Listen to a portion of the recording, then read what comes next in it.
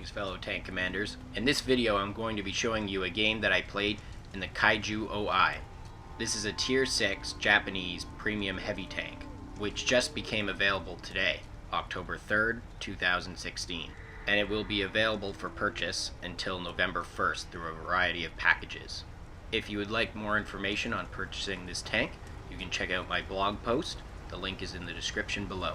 For this game, my Kaiju is equipped with improved ventilation class 3, a enhanced gun laying drive, and a large caliber tank gun rammer. For consumables, I have supplied my tank with a large repair kit, a large first aid kit, and an automatic fire extinguisher. For my ammunition, I have 70 AP rounds, 20 premium AP rounds, and 10 HE rounds. As a crew, I have a brand new crew tank commander who has no skills, and this is actually the first game that I played in the Kaiju O-I.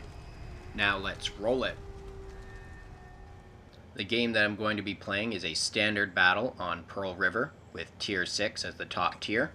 There are 3 artillery tanks and 1 Kaiju O-I on the enemy team. The first thing that you'll notice on the Kaiju O-I is that it has decent mobility considering that it's a 155-ton tank. It has a 8 horsepower to ton ratio, which isn't bad considering its tier and its armor. For a top speed, the Kaiju O-I can go 29.4 kilometers per hour. This mobility is more than enough to keep the Kaiju O-I in the battle at all times. It also gives great potential for ramming with this tank. At 155 tons, nothing in tier 6 comes even close to that weight. Even a slight bump from this tank can do 50 to 100 damage. And if you can get moving down a hill at about like 30 or more kilometers per hour, then you can do a ridiculous amount of damage to any tank. This tank has a turret traverse speed and hull traverse speed of 18 degrees per second. These traverse speeds are decent, and it's enough that heavy tanks will have trouble getting on your side. The next thing I'd like to mention is the Kaiju O-I's armor. It has 150 millimeters of flat armor on the front of its hull and on all 4 sides of its turret. This is enough to even cause trouble for tier 8s that you're fighting. The side armor of this tank is 70 millimeters, which is more than enough to do some side scraping. However, despite this great armor, there are some really prominent weak spots on the Kaiju O-I, which can make it frustrating when you're fighting more experienced players that know where to hit you. The most noticeable of these weak spots are the 2 giant machine gun ports that are at the front. There is still some good armor on these viewports, so it's not always a definite penetration, but when you also consider that around the same area is the frontal upper hull plate, which is also possible to penetrate when it is flat. I was tracking the progress of this light tank for quite a while and decided that it was a good opportunity to make my first offensive move. I can't believe that my first shot ever with this tank was an ammo rack. It was a good omen, but despite that, I wanted to be quite careful before making a further push because I didn't want to get swarmed on my first game with this tank, especially considering the Kaiju has a over 10-second reload. However, I was not going to spend my whole game sitting on that corner being cautious. In the few games that I have played with the Kaiju O-I, I have noticed similar module damage to enemy tanks, like I just did to that light tank, because it does have a 10 centimeter cannon, which does 300 alpha damage per shot. So it's hard to imagine getting hit by this thing and not getting something damaged on your tank. As you can see, I was able to make it up that hill without any problem, and I get to now duel my first real tank, a Churchill 7. I am able to successfully trade shots with him here without taking any damage, and I'm being a little on the cautious side since this is my first game and I'm not used to how the tank will handle in this kind of situation. But the Kaiju is performing extremely well. I've been able to penetrate 2 shots through his turret now and 1 through his hull. I make a poor decision to just snap a shot here, and since I missed this shot, I decided I was going to have some fun and go for a ram. And here we go, ramming speed! Yeah! I did 48 damage with that ram and only took under 20 damage myself. The Kaiju has a lot more potential for ramming. This isn't the best example, but it got the job done. The artillery is starting to focus on me, and I haven't noticed any other tanks along this flank, so I'm going to move up and put some pressure on their base.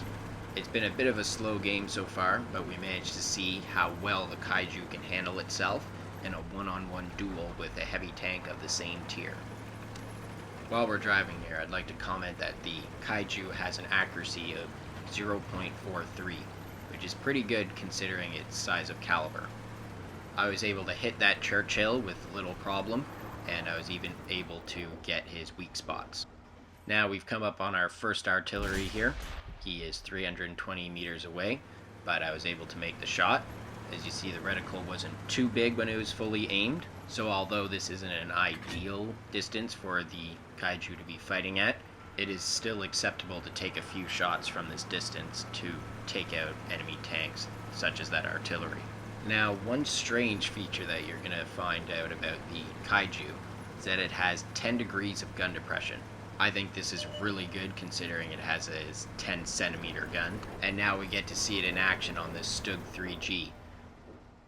Gun depression like this is very convenient to have, and you'll notice that you can use your strong turret armor in many situations because of it. Now, I was a little impatient here and ended up using my large repair kit to repair my track, but I was eager to keep the momentum I had gained in this game. Now, I had an opportunity to do another ram here, but I saw my teammates were starting to swarm in like vultures and decided to play it on the safe side and try to go for the top gun. The artillery managed to get a shot off on me, and he did close to 400 damage. The Kaiju will end up getting targeted by artillery a lot because of its large size, large hit point pool, and relatively low mobility. I was really eager here to get a top gun for my first game in the Kaiju O-I, and thankfully the RNG gods were on my side. And that pretty much wraps it up for this game. In under 7 minutes, I managed to kill 6 tanks with the Kaiju O-I. I managed to get 10 damage hits and hold down a flank all on my own, although it wasn't very well contested. We got to see the awesome potential of this 10 centimeter gun and the Kaiju's ability to duel a same tier heavy tank on its own. I am really impressed with the Kaiju's performance in this game, and I'm quite happy with the results considering it was only my first time using the Kaiju O-I. Now let's have a look at the post-game stats and see what kind of awards I was able to pick up. The only XP multiplier for this game was the 2x daily bonus, which allowed me to earn almost 5,000 experience. I had no silver multipliers on this game, and I managed to earn an impressive 77,000 silver. I managed to get 2,323 damage, with only 40 of it being extra because of the ammo rack I got on the light tank early on. The most noteworthy awards that I got this game were High Caliber, Demolitions Expert, Reaper 3, Master Gunner, Mastery Badge 1, Top Gun, and Sniper. I was ranked top player on the team and earned a base XP of 1,436. In the detailed report, we see that I managed to hit 9 of my 10 shots, and that I bounced 6 of the enemy team shots.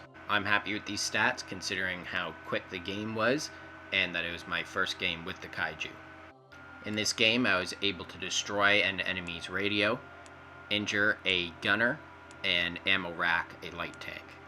Now I'm just going to quickly prove to you that this was the first game I played in the Kaiju O-I, and I'm quite pleased to have this picture of having 6 kills in my first game with the tank. Well, that's all for this video, but make sure you stay tuned because I'm going to be having plenty more games in both the Kaiju and the other monster tanks which I managed to buy in this event. You should also check out my blog because I'll be posting a more in-depth game analysis of the Kaiju O-I in the next few days.